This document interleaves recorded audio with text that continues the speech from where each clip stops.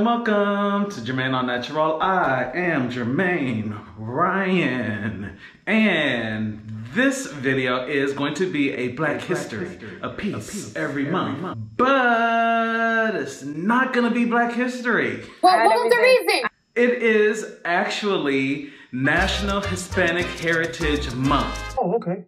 My bad. What is this month? How long has it been around?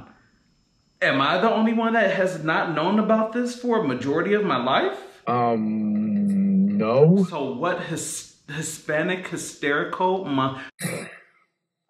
What? That is such a tongue twister. Hispanic Heritage Month. Huh. So what Hispanic Heritage Month is about? It is about celebrating, highlighting, talking about the rich, the positive, the activism, the culture, and just all of the contributions of Hispanic and of Latin people have brought to enrich and enhance the American culture.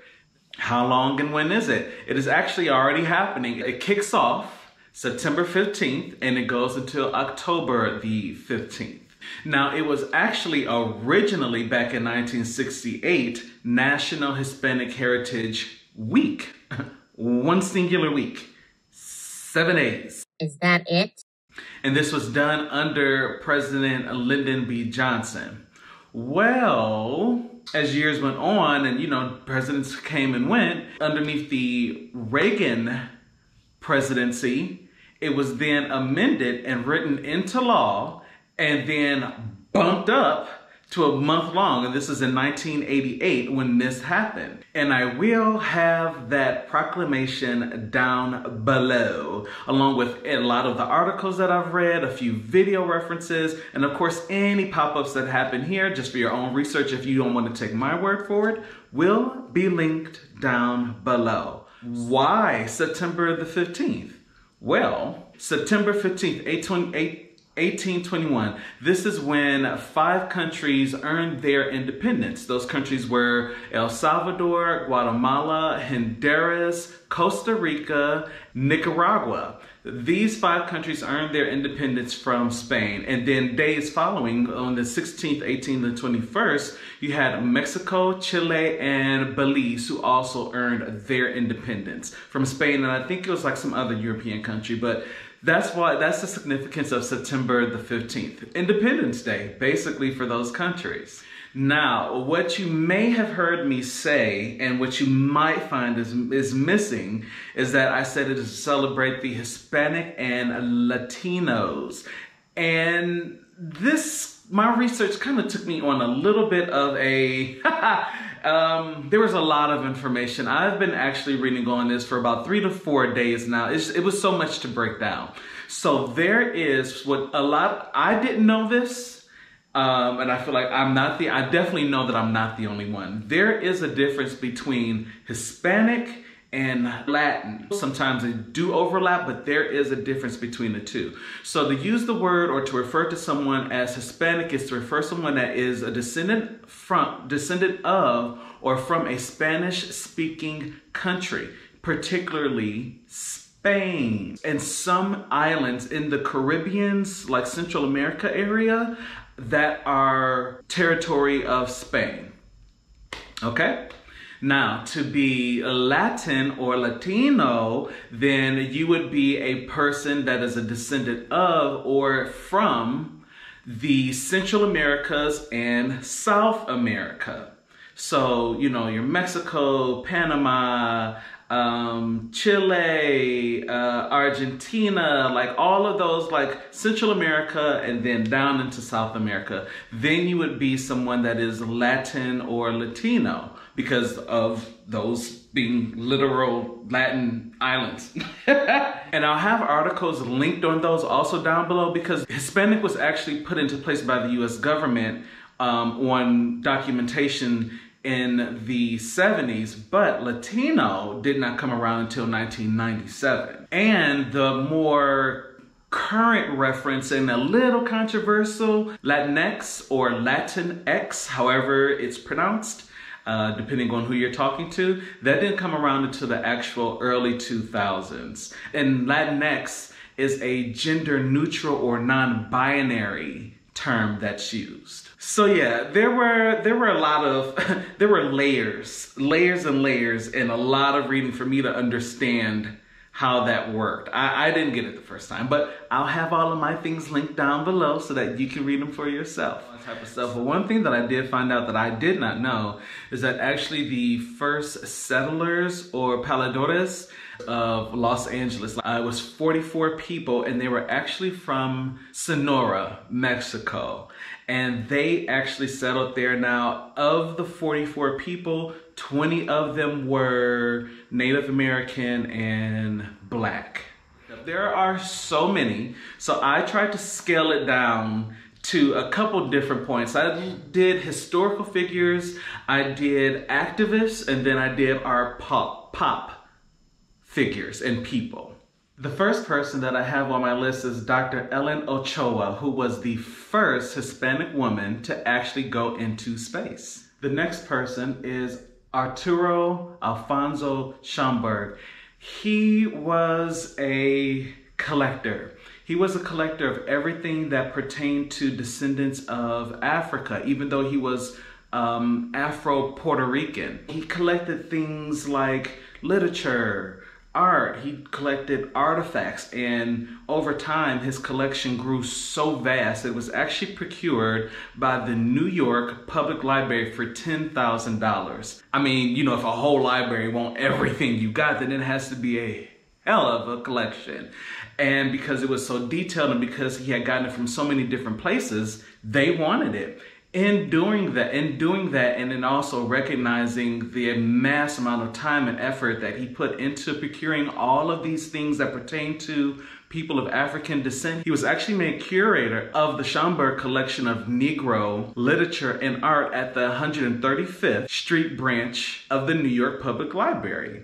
And he still went on over time, traveling to Spain, traveling to Paris, like so many different places, collecting more literature, collecting more artifacts, just to continually add to it and to show that the history of people of African descent were not that they were savages, but that they were civilized societies, and that they had art and that they had literature, and there was an actual culture to them. And the activism part of Arturo, and what will happen with some of the people that I mentioned is that sometimes their things overlap. Outside of him being this, you know, massive collector, the collector, he was also an activist. He was a part of the Revolutionary Committee. And basically, this committee was helping to fight for the independence of Puerto Rico and Cuba from Spain. Next, Baseball Hall of Famer Roberto Clemente. He is the first Latin American player to collect 3,000 hits before his untimely death. So not only was he making strides in MLB, you know, he was the first one to do this, but there were other Latin players before him, but they faced a lot of colorism at that time in the 50s and the 40s and before then. So some of them weren't even allowed to play in the major leagues just because they were a little darker than other Latin folks. But he got in there. He made this very big accomplishment as a Latin American man and of darker skin. And in addition to that, he was also this humanitarian. He was always, you know, taking care of people in his community and people that were even outside of his community. He actually died in a unfortunate plane crash on his way taking supplies to Honduras. And then the following year after that, he was then inducted into the Major Leagues Hall of Fame. Just a great story of someone that was of darker skin tone, you know, that was facing colorism at that time, that really made a way and really did something that stood out and really paved the way for a lot of Hispanic and Latinos that followed behind him in the MLB league, and had someone to actually look up to. Representation is so important.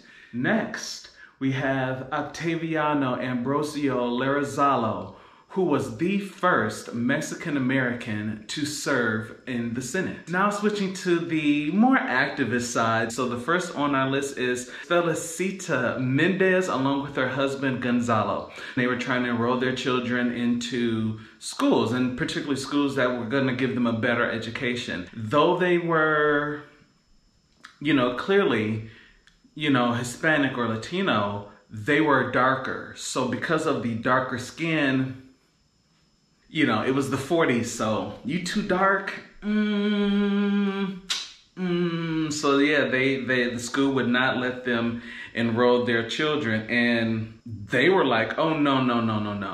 We want the best for our kids. We're gonna fight for our kids. So they went on with 4 other parents and sued the Westminster School District along with other counties. They won the fight. So February 18th, 1946, the federal district court found that the school districts were violating the Mexican American citizens' right for equal protection under the law. And that then allowed the Mendez along with those other families to then enroll their schools. And then the following year in 1947, the Ninth Circuit Court of Appeals actually affirmed this decision. One of their children, Silvia, was actually one of those first children that were then allowed to go to those schools. In 2011, Silvia was actually awarded the Presidential Medal of Freedom, which is like the highest honor for a citizen from, the eternal President Barack Obama. And in 2018, she actually had a middle school named after her. So the Silvia Mendez Elementary School. Such a pioneering family. The next person that has showed out, definitely stood out and just made that representation more prominent and present and just so important was Ralphie Friedman Gerspin. Ralphie in 2011 was the first openly transgender legislative aide in the Massachusetts State House. And then where she even made a much bigger splash when she was made the outreach and recruitment director by none other than once again, President Barack Obama. So like major strides, and doing this all while being openly transgender in the time when the awareness of violence against transgender men and women and people weren't as broadly and frequently broadcast. She was right there on the front lines, making waves, making herself known, being seen, and like I said, just being that representation for other transgender people. Right alongside her, but well before her, another activist that was making strides was Sylvia Rivera, who I mentioned in my Black History of Peace every month, focusing on Marsha P. Johnson. Sylvia was right there with her. Sylvia was another person that was right there at Stonewall, who was part of starting off the gay rights, and basically the Stonewall uprising. She was right there, and through her many years was a part of so many different activism groups and things of making awareness and fighting for rights. Last on my activist list, AOC. Do we not know her? Do we know the initials AOC? If we don't, we definitely know her from the very the powerful, strong, and solid opinions that she has had since she has become a part of the House, and that is Alexandria Ocasio-Cortez. We know her, right? She was one of the many women a few years ago that made history, their ethnicity and their ages of being elected into a lot of different positions in politics. Well, particularly with AOC, or Alexandria, the first splash was her being the youngest person elected in Congress to preside over the House for Special Order. So basically, she was the one up there with the gavel that was like, boom. I don't know, the House is adjourned. I don't think they say adjourn. Boom, lunch for the House. Like, she was the one with the gavel. She was up there at the center of the stage, the top one up there that was calling the shots. In addition to that, she was also the youngest person to reside over the House of Representatives. So just her fight, her fierceness, and for what she stands for is really unparalleled. So not only is she of Puerto Rican descent, but she's also this young person. Like, she was born in 1989. She's pretty much a 90s, but she's kind of borderline. It's kind of the 80s, but she's really a 90s baby. Like, and not only doing that, but also going up against, you know, the slurs, the racist and sexist comments of these people that have been holding these seats for 20, 30, 40 years. So she's not only a representative of her community, but she also has to go in front of these people that are just,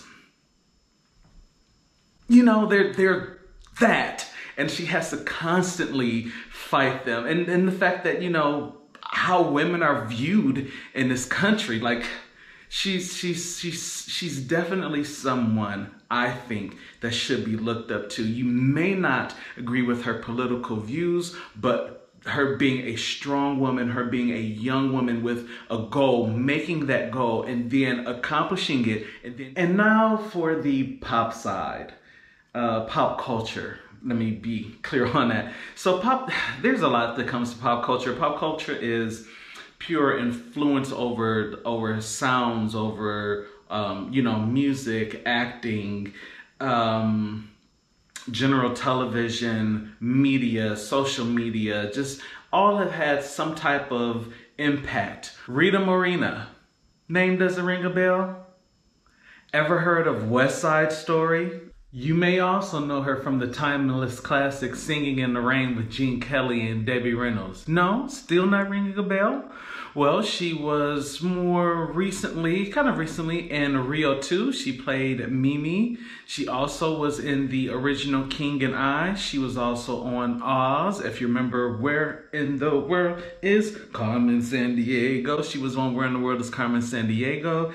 And she is one of the very few actors and or actresses, let alone also being Latina, to actually have the coveted PGOT.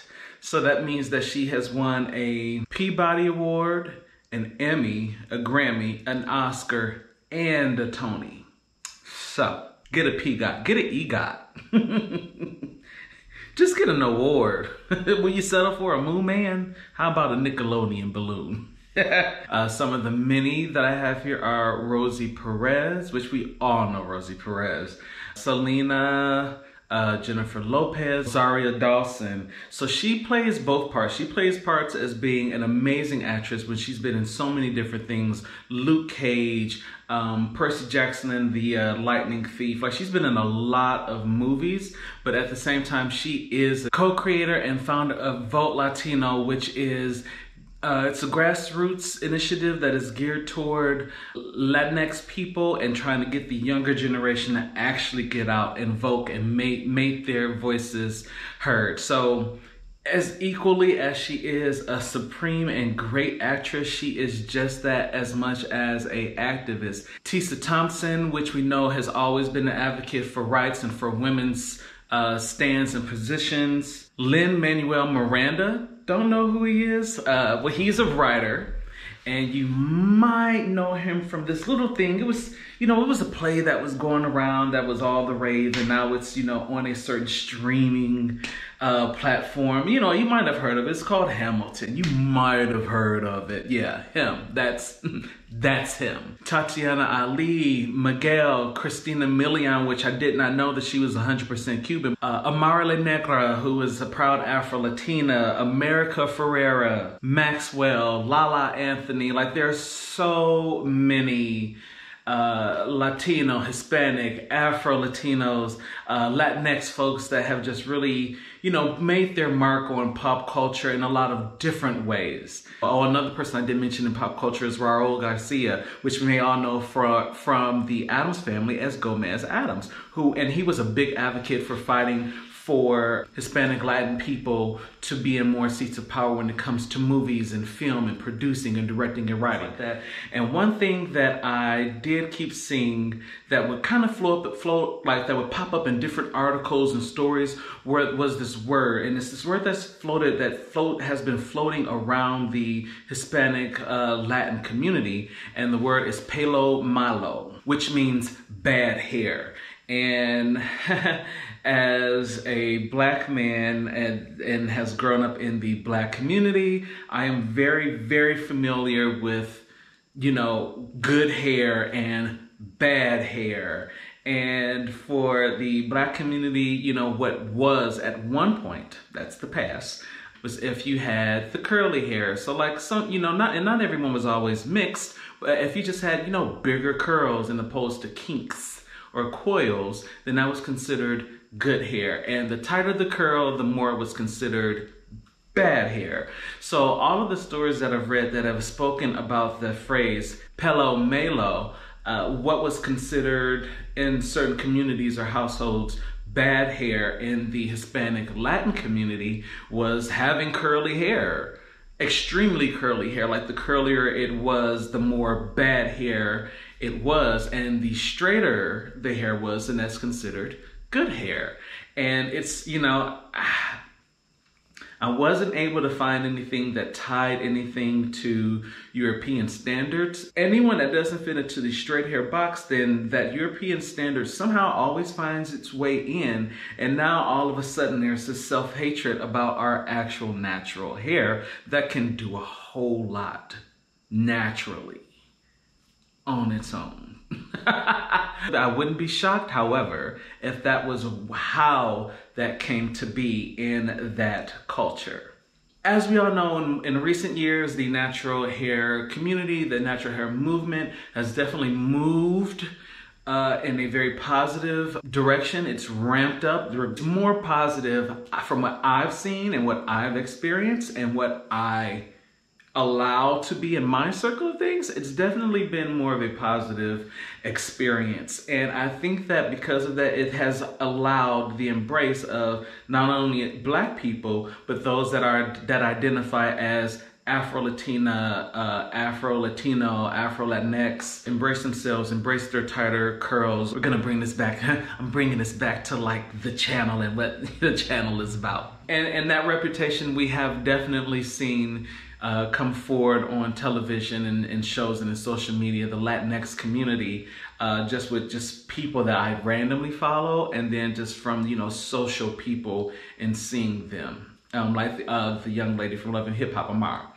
I think that the natural hair movement has been positive for the Afro-Latina and Hispanic community. But of course, those of us with curly, kinky, and coily hair, we need the things necessary to take care of our specific curls. There are several hair care and some makeup brands that have come forth to kind of provide service more specific to our community. I'm not part of that community, but to that community. I've been often told, I've been asked if I was Dominican. I don't know if I look like I am, but I've been asked that multiple times. Some of the brands that I do want to highlight, and also will have their information linked down below, as far as hair care, is Mi'kmaq's Remix, which was created by Adasa.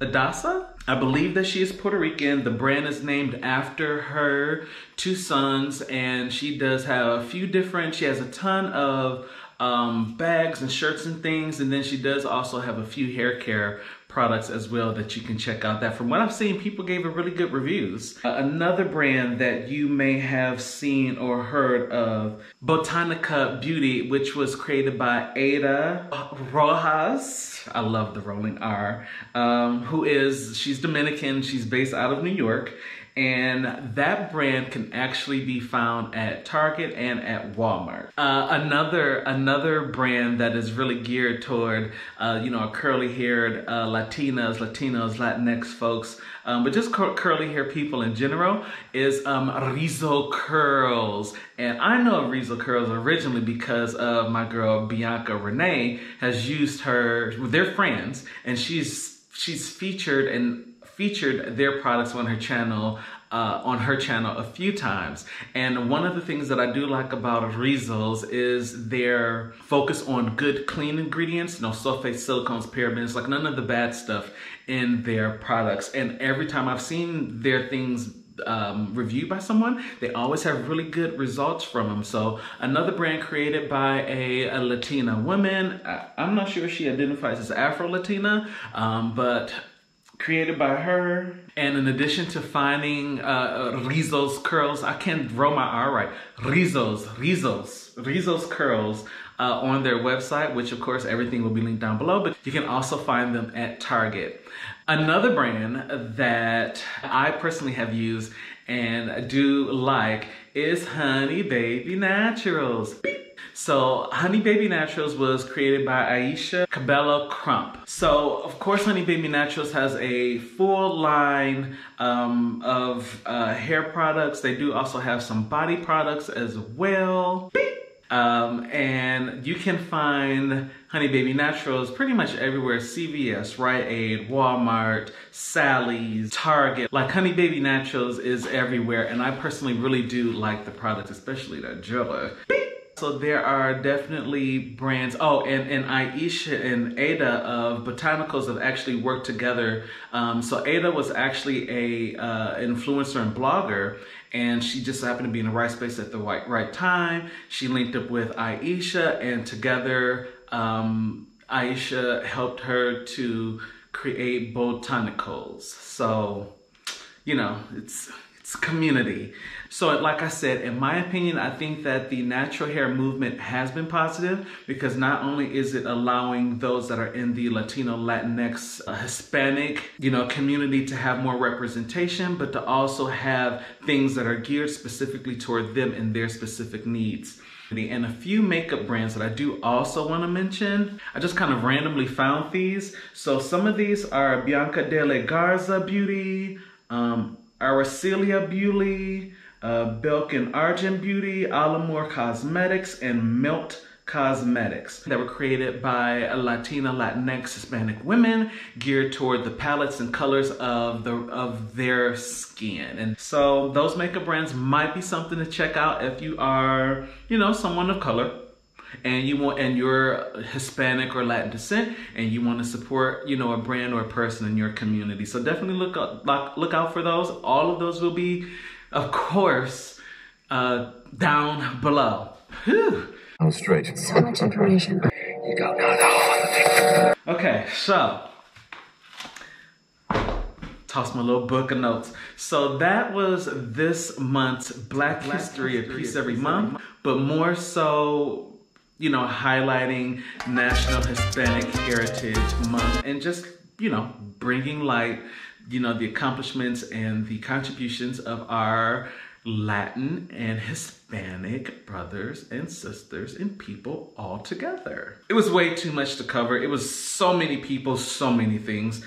So this was just my little fraction of sharing some of the information that I found out. If you have anything more to add on anyone that I mentioned or some that I didn't, please leave a comment down below. Press the like button, and then hit subscribe because it's right there. Punch the notification bell so that you can stay up.